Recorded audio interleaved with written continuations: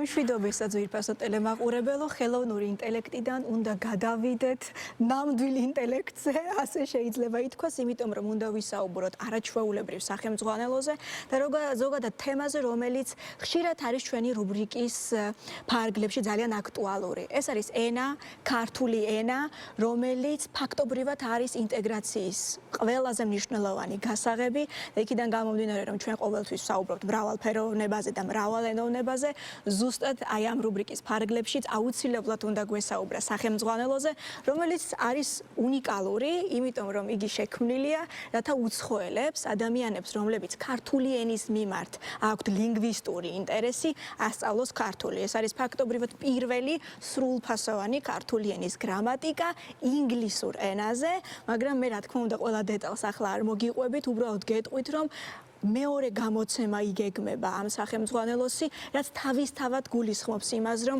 საერთაშორისო ბაზარზე თუ შეიძლება რა თქმა უნდა ასე ითქვას, ქართული ენა და ლინგვისტური ინტერესი ენის მიმართ არის ძალიან დიდი. და ვინ თუ არა ქალბატონი თინათინ ბოლქვაძე, რომელიც გახლავს ამ წიგნის ავტორი, თბილისის სახელმწიფო უნივერსიტეტის პროფესორი და ენათმეცნიერი, გვიპასუხებს კითხვებზე თვითონ რას წარმოადგენს ეს სახელმძღვანელო და ზოგადად როგორია ლინგვისტური ინტერესი ქართული ენის მიმართ.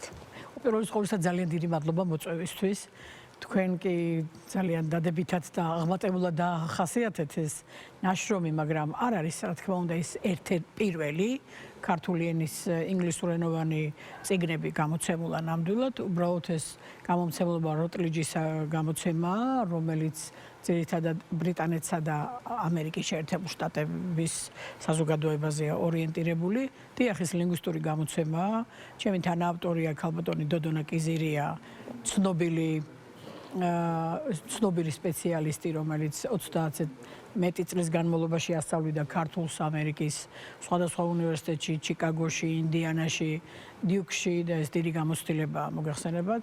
შესავალ ნაწილში კიდევ ვსაუბრობთ ამაზე, როცა მადლობას ვუხდით იმ ხალხს, ვინც კი დაგვეხმარა ამის შექმნისთვის. ახ კიდევ ერთხელ მინდა მადლობა ვუთხრა იასუჰირო კოჯიმას, ჩვენს იაპონელ ქართველოლოგს, რომელმაც ძალიან მნიშვნელოვანი ჩვევები მოგცა ამ წიგნის რედაქტირებისას. სასიხარულო ის არის, რომ ეს გახლავთ 2023 წელს გამოცემული სახელმძღვანელო და როტლიჯისგან უკვე მივიღეთ შემოთავაზება, რომ მზად არიან მეორე გამოცემისთვის და გთხოვეს ვიმუშაოთ მეორე გამოცემაზე, შევცვალოთ, გავაფართოვოთ, შევამციროთ, რედაქციული ცვლილებები შევიტანოთ, რაც ძალიან სასიხარულოა. მიუთითებს იმაზე, რომ ზოგადად არსებობს ენების მიმართ ინტერესი და ქართული ენის მიმართაც. ამაზე მიუთითებს ის ფაქტიც, რომ თქვენ მოგეხსენებათ, მთელ მსოფლიოში სწავლობენ ქართულს ლინგვისტური მიზეზით. დიახ, ესეც საინტერესოა, რომელ ქვეყნებში და როგორ იკითხება. თქვენც ხართ ერთ-ერთი, ვინც კითხულობს ამ უნივერსიტეტებში. როგორ არის, იცით, ძირითადად ქართული ისწავლება ორი მიზნით. ერთი ეს არის ლინგვისტური და მეორე ეს არის პოლიტიკური. რომელშიც შემოდის ეთნოლოგიაც შემოდის, კაც მორო თქვას. ფსიქოლოგიაც, ნაციონალიზმის და ასე შემდეგ, მაგრამ საბოლოოდ მაინც ინტერესი ასეთია. ის არის ორგვარად დაბეჭდილი, ხედავთ თქვენ სქელი ყდით და ხელყდით. სქელი ყდით მაინც ეს ბიბლიოთეკებისთვის არის და რადგან გაიყიდა პირველი ტირაჟი, ნიშნავს, რომ დიდი ნაწილი სწორედ უნივერსიტეტებმა და ბიბლიოთეკებმა იყიდეს, ეს უნდა ვიფიქროთ. ხოლო რაც შეეხება, ესე იგი, რას ვაპირებთ? მართალია ზმნა ყველაზე დიდია, მაგრამ შეიძლება კიდევ გადიდდეს. თვითონ წიგნი 528 გვერდია და ზმნა არის ალბათ ყველაზე დიდი ნაწილი. 200 გვერდის ზმნა. და სინტაქსის ნაწილი გაიზრდება ძალიან ამდენად, რადგან არსებობს ასეთი ინტერესი. რაც შეეხება ქვეყნებს, ევროპაში და ამერიკაში თვითსაბჭოთა პერიოდშიც კი ასწავლიდნენ ქართულს. აი ჩიკაგოს უნივერსიტეტი, რომელიც თქვი, საერთოდ იქ საზაფხულო სკოლას კი მოქმედებდა, სადაც ქართული ერთ-ერთი ძირითადი ენა იყო. ინდიანის უნივერსიტეტში და ასევე საზაფხულო სკოლაში ისწავლებოდა კოლუმბიის უნივერსიტეტში, ჰარიმანის ინსტიტუტის ფარგლებში. ამჟამად ისწავლება დევისის ცენტრში, ჰარვარდის უნივერსიტეტში. ევროპაში ბევრგან ისწავლება მალმოში, საერთოდ კავკასიოლოგიის მიმართულება არსებობს შვედეთში, ნიდერლანდებში. არსებობს ასევე ქართული ენის სპეციალური საგნები, სალექციო კურსები ლაიდენის უნივერსიტეტში. დიდია ინტერესი. ყველაზე დიდი უნივერსიტეტია და ყველაზე ძველი 450 წლისაა, არც მეტი და არც ნაკლები. ოქსფორდში არის სპეციალური პროგრამა, გრაცში არსებობს ასეთი პროგრამა გერმანიაში. როგორ არის იცით, ზოგადად ლინგვისტურ მიმართულებებზე არსებობს ასეთი ნაწილი არა ინდოევროპული ენა. ასე ქვია და არა ინდოევროპულ ენაში სხვადასხვა ენები შედის ხოლმე არა ინდოევროპული და მათ შორის ქართულს უკავია ადგილი და კიდევ ერთხელ ვამბობ ლინგვისტური ინტერესების გარდა არსებობს უფრო ფართო ინტერესები. ჩვენი საზოგადოება ძირითადად ასეთი ხალხისგან შედგება, არ ვლაპარაკობ ხა ტურისტული ინტერესების მქონე საზოგადოებაზე. თქვენ ახსენეთ ქალბატონო თინათინა პოლიტიკური ინტერესები და მათ შორის ეთნიკური ინტერესები, ან კულტურის შესწავლის ინტერესები, კვლევითი ინტერესები. ასევე თქვენ ხართ ავტორი კვლევისა, რომელიც მრავალენოვან საქართველოს გულისხმობს და ზუსტად აი ამ კონცეფციას, ხო? თვითონ აი მრავალენოვნებას რა გავლენა ჰქონდა უკვე, თუნდაც ქართულზე, ან ზოგადად ქვეყნის კულტურაზე, აი კვლევამ რა აჩვენ. ძალიან დიდი მადლობა. საერთოდ ვიტოვებ იმედს, რომ გამოვა ასეთი წიგნი საქართველოს ენები, ასე ქვია წიგს, რომელიც მზად არის და იმედია მალე გამოვა. აქ კი ეს არის ევროპის ფედერაცია ნაციონალური ინსტიტუციებისა, რომლებიც ენებს სწავლობენ და იკვლევენ და იცავენ. და ერთ-ერთი მათი წიგნი კრებული არის ასეთი ლინგვისტური მრავალფეროვნება და ენობრივი პოლიტიკა და ამ წიგნში არის ერთი ჩემი სტატია, რომელიც ეხება მრავალენოვნებას საქართველოში. აქ შედის ყველა ენა, რომელზეც კი საქართველოში მეტყველებდნენ ისტორიულად და დღეს. იცით თქვენ რომ ჩვენთვის ყველაზე დიდი ენობრივი უმცირესობები არის აზერბაიჯანი და სომხური. მაგრამ ჩვენთან არის ესეთი პატარა ენობრივი უმცირესობები, როგორც არის უდიური მაგალითად. რომელსაც მხოლოდ ერთი სოფელი მეტყველებს ზინობიანი და სამწუხაროდ დაკარგვის პირასაა. დიახ, იმიტომ რომ შეიძლება ითქვას, რომ 50 წლის იქეთ ამასაკის იქეთ არავინ არის მეტყველებს. ძალიან მცირეა მეტყველთა რაოდენობა და მე მიკვირს, რომ მცირეა ინტერესი, ანუ ოჯახში დაიკარგა ეს ინტერესი ასწავლონ შვილებს ესენები. ამას გარდა აი წოვათუშური მაგალითად ასევე ერთ-ერთი პატარა უმცირესობათა ენაა რაოდენობრივად და პანკიში გავრცელებული ჩეჩნურის დიალექტი, რომელიც განსაკუთრებულად არის შენახული, ეს უნდა ვთქვათ, იცით, აღფრთოვანებული ვარ ამ საზოგადოებით, ზაფხულში ვიყავი ვიკულიე ჯგუფთან ერთად და ეს არის აი ერთ-ერთი საყვარელი საზოგადოება საქართველოს ენობრივი მრავალფეროვნებიდან, რომლებმაც იციან ეს ენა, ინახავენ ამ ენას და ფაქტობრივად ქართულს სწავლობენ მხოლოდ სკოლაში და ძალიან საინტერესოა, რომ როგორი ცოდნის დონე აქვთ ქართულის. ამას გარდა, აი ჩვენ დავუკარგეთ, იცით, თქვენ საბჭოთა კავშირის დაშლის შემდეგ რამდენიმე ენობრივი უმცირესობა. მაგალითად, ჩვენთან ძალიან მცირეა ბერძნული ენობრივი კოლექტივი. ძალიან მცირეა ებრაული ენობრივი კოლექტივი. 200 კაცი თulis სულ თუ ეს დათვლაც სწორია. მაგრამ არის ფაქტორები, რომელსაც გამოიწვია რამდენიმე ისეთი ენის გაძლიერება, რომელიც დიდი ხნის ესე ვთქვათ, მიძინებული იყო საბჭოთა კავშირის დანგრევის შემდეგ. ეს გახობთ რუსული, რადგან ჩვენთან მოიმატა რუსეთიდან და უკრაინიდან შემოსულთა რაოდენობა, რომლებიც იყენებენ შეცვალეს ენის ბრუნვა, ხო? და ამან გამოიწვია რუსული ენის ისეთი ფუნქციების გაღვიძება, რომელსაც ჭირდება თვალის მიდევნება და ყურადღება. როგორ შემოვა ენაში და რა გავლენები ექნება ალბათ. ქალბატონო თინათინა, იმედია რომ ქართულს უნდა ქონდეს მასე გავლენა. თქვენ ტელევიზია ხართ, რომელიც 7 ენაზე მაუწყებლობს და მათ შორის ერთ-ერთი ენა არის რუსული. და ცოტა ხნის წინ მოვისმინე რეკლამა რადიოთი, არის სპეციალური ჯგუფი შექმნილი, რომელიც ეხმარება საქართველოს მოსახლეობას ოჯახური ძალადობის დაძლევაში. და რეკლამის დროს ითქვა, რომ ჩვენ დაგეხმარებით 10 ენაზე. იცით რა, ეს ჩემთვის ერთი მოულოდნელი იყო, რომ მე დავრეკე. იმიტომ რომ ამის საჭიროება ძალადობისთვის ესე დახმარება ამჭირდება, რომ მაინტერესებს ის 10 ენა, რომელსაც თქვენ ეხმარებით და იცით რა გამოირკვა? არაბული ემატება იმ 7 ენას, რომელსაც თქვენ გაქვთ აქ მაუწყებლობა, არაბული, ჰინდი, თქვენ წარმოიდგინეთ. სტუდენტების. დიახ, ჩემ დაგასაკვირად და სპარსული. კი ბატონო. ქალბატონო თინათინა, აი გლობალიზაციისკენ მივდივართ, ეხლა ჩვენ რასაც ვისაუბრეთ, აი ზუსტად ქვეყანაში შემოსული სხვადასხვა ენა, ზოგჯერ ამას ბარბარიზმს უწოდებთ, ზოგჯერ გლობალიზაციას. ამ გლობალიზაციის პირობებში ენას სჭირდება რაღაც კონკრეტული სტანდარტები, თუნდაც მოდერნიზება, ან კონკრეტული მექანიზმების შექმნა, რომელიც ენას ბარბარიზმად კი არ გადააქცევს რაღაც ფრაზებს, არამედ პირიქით ენაში სწორად შემოვა. ამ ნაწილში თუ გვაქვს რამე სიახლეები ქართულ ენაში? ძალიან დიდი მადლობა ამ კითხვისთვის. დიახ, ჩვენ გლობალიზაციისგან კი არ მივდივართ, შუა გლობალიზაციაში ვართ და ძალიან ძნელია ჩვენი ტიპის ენებისთვის ქართული როგორც ანუ რამდენად ცირია მეტყველი კოლექტივი მოგეხსენებათ თქვენ, მაგრამ სახელმწიფო ენაა და ამ ფუნქციის გაძლიერება ყოველთვის საჭიროა, რაც შეეხება მექანიზმებს. ერთ-ერთ მექანიზმად შემიძლია გითხრათ, რომ ეს არის ტრანსკრიფცია, ტრანსლიტერაციის წესების შემუშავება და მისი დანერგვა, რაც არ არის ადვილი, მაგრამ მაინც. არ ვიცი როგორ იქნება გაეროს ბედი, მაგრამ ის ენები, რომელზეც გაერო მუშაობს, ჩვენ დამუშავებული გვაქვს ეს 7 ენაა, მოგახსენებათ. ამათგან ყველაზე გავრცელებული ამ თვით სოფლიოში არის ინგლისური და ჩინური. ორივეს საერთოდ 23 ენის ტრანსკრიფცია, ტრანსლიტერაციის წესებია შემუშავებული სახელმწიფო ენის დეპარტამენტში და დამტკიცებული მთავრობის მიერ, მათგან ზოგიერთი. ეხლა შორს რო არ წავიდეთ, თქვენ წარმოიდგინეთ, აქამდე არ არსებობდა აფხაზური ენის ბგერითი სისტემის ქართულ ენაზე ტრანსკრიფცია, ტრანსლიტერაციის წესები და აი შარშან აგვისტოში დაამტკიცა საქართველოს მთავრობამ ეს წესები გამოყენებისთვის.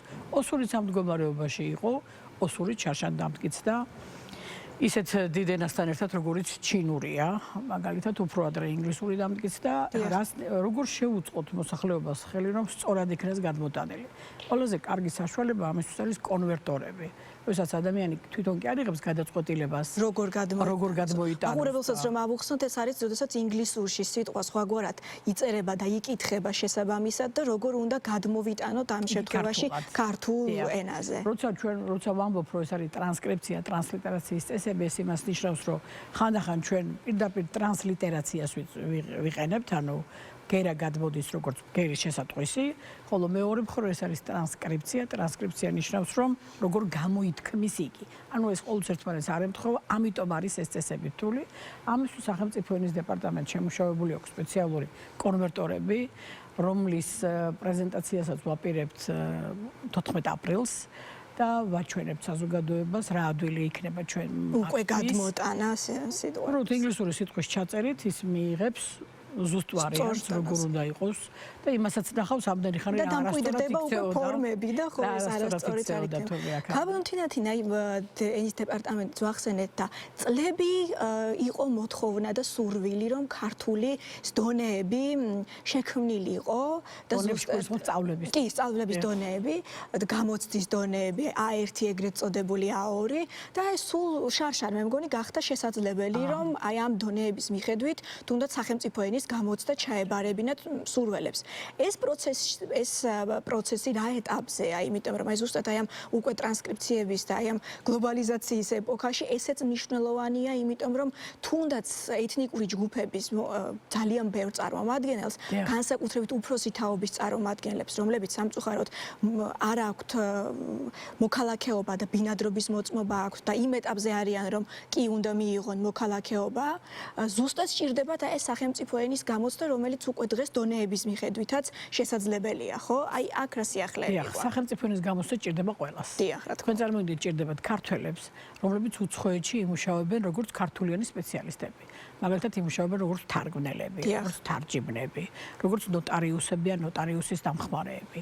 წარმოიდგინეთ, რომ ჩვენ მახსოვს ქუთაისიდან მოგვწერა ერთმა ქალბატონმა, რომელსაც ქუთაისის უნივერსიტეტში გერმანული ფილოლოგიის ფაკულტეტი ქონდა დამთავრებული, მიმართულება ქონდა დამთავრებული, მაგრამ გერმანია არ აძლევდა საშუალებას ყოფილიყო თარჯიმანი სასამართლოს დროს, რადგან მას არ ქონდა ქართული ენის სერტიფიკატი და აი ასეთი ხალხისთვისაც არის ეს და ამჟამად 32-მა ადამიანმა გადალახა ზღვარი გამოცდა ჩატარდა 2025 წლის დეკემბერში 4 სხვადასხვა დონით, ეს არის A1, A2, B1 და B2 და ჩვენ გადავცემთ ზოგიერთ მათგან საზეიმოდ და უმრავლესობას ჩვეულებრივ გარემოში.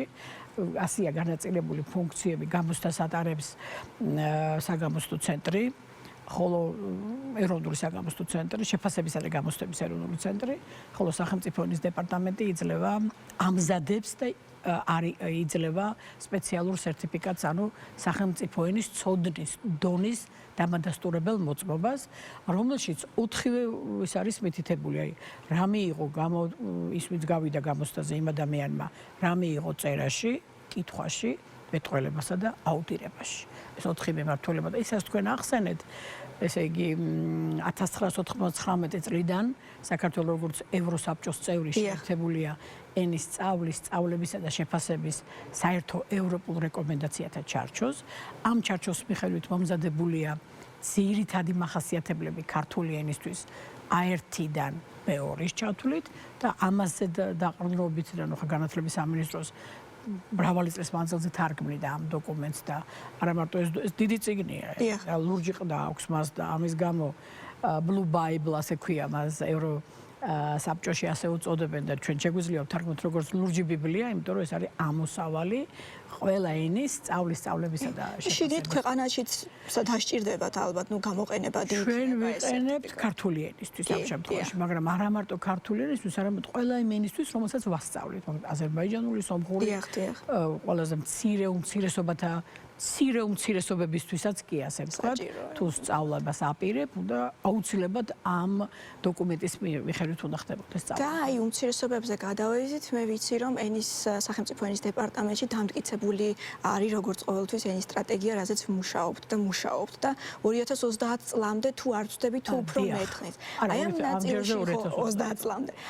მნიშვნელოვანი და საინტერესოა, რა თქმა უნდა, ყოველთვის ჩაწერილი არის უმცირესობებისთვის, ეთნიკური ჯგუფებისთვის უფრო სწორად ქართულის სწავლების სტრატეგიაც. და ზოგადად ყველა ის სტრატეგია, რომელიც მნიშვნელოვანია და პირველ პუნქტში ჩამოდის. აი ამაზეც რომ გაქცევთ მიმართულება იქნება, რომ სახელმწიფო ენის პორტალზე იქნება აუცილებლად ინტერაქტიული ლექსიკონი, რომელთაც ადამიანები არა მარტო ისწავლიან, არამედ თვითონაც ჩაერთვებიან ენის ლექსიკური ფონდის გამდიდრებაში თვითონ მიიღებენ მონაწილეობას. ამჯერად ეს მზადდება ოსური ენისთვის და იმედია რომ მალე დასრულებული სახე იქნება, მაგრამ როდესაც ჩვენ ვაპარაკობთ იმაზე, რომ ქართული უნდა ვასწავლოთ ქართველებს და საქართველოს ენობრივ უმცირესობებს, ეს იმას ნიშნავს, რომ ქართული ენისთვის აუცილებლად უნდა არსებობდეს ნორმები, სტანდარტები და სახელმწიფო ენის დეპარტამენტის ერთ-ერთი მიმართულება სწორედ ეს არის ნორმირება ქართული ენის, მომზადება ნორმების. ჩვენ ვართ ქვეყანა, სადაც ნორმებს ამტკიცებს მთავრობა. გამიგეთ, ქვეყანების დიდ ნაწილში ნორმებს არ ამტკიცებს მთავრობა, ნორმებს პროფესიონალთა ჯგუფები ადგენენ. მაგალითად, თუ გინდათ რომ ინგლისურში თავი გაიმართლოთ, ოქსფორდის ლექსიკონში უნდა იყოს ის ფორმა, რომელსაც თქვენ გამოიყენებთ. მას აქვს, ასე ვთქვათ, ნორმირების ფუნქცია. ჩვენ შემთხვევაში, რა თქმა უნდა, ამაზე სპეციალისტები მუშაობენ, მაგრამ საბოლოოდ საქართველოს მთავრობა ამტკიცებს, რაც ზრდის მის ლეგიტიმაციას ერთ-ერთად და ზრდის გამოყენების ხარისხსაც, ასე ვთქვათ, იმიტომ რომ ეს არის მთავრობის განკარგულება, ხა ამაზე დიდი დობის კოეფიციენტიც ალბათ მეტად. ამაზე დიდი ორგანო, რადგან არ არსებობს, ასე ვთქვათ, ამის გამო არ არის ცუდი ამაში არაფერი. ეს დაიწყო დამოუკიდებელი საქართველოსთან სხვათა შორის, მერე ეს იმემკვიდრა საბჭოთა საქართველომ და დღეს უკვე იმემკვიდრა დღევანდელმა საქართველომ.